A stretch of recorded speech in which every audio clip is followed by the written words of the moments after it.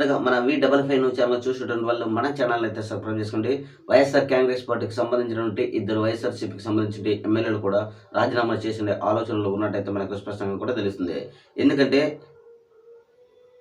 రేపు జరగబోయే అసెంబ్లీ సమావేశాలకు కొంతమంది వచ్చేసి ఇప్పుడు ఆధార్ కావాలని వాదన ఉంది. అదేవిధంగా జగన్మోహన్ రెడ్డి గారు వచ్చేసి డెఫినెట్లీగా ఆధార్ కాకూడదని కూడా ఇదివరకు దిశానిర్దేశం చేసినట్టు కూడా మనము స్పష్టంగా కూడా గమనించామన్నమాట.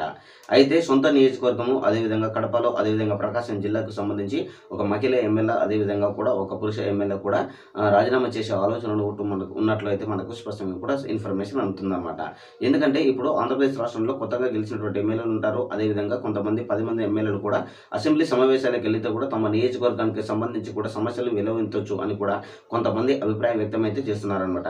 కానీ జగన్మోహన్ రెడ్డి చేసినటువంటి వ్యాఖ్యలు వాళ్ళకు అసెంబ్లీకి పోకుండా కూడా వాపినటువంటి విధానం మనము స్పష్టంగా కూడా గమనించుకోవచ్చు అనమాట.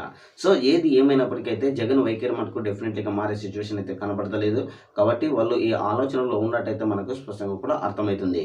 ఎందుకంటే తమని అసెంబ్లీలోకి వెళ్ళి తమ ప్రజల యొక్క కష్టాలు వినిపిస్తే మటుకు నియోజకవర్గానికి సంబంధించిన ఎమ్మెల్యేలు రేపు జరగబోయే మళ్ళీ సార్వత్రిక ఎన్నికల్లో వ్యతిరేకత ఉండకూడదు అని కూడా ఆ ఎమ్మెల్యేలు భావిస్తున్నట్టయితే మనకు స్పష్టంగా కూడా అర్థం చేసుకోవచ్చు అనమాట.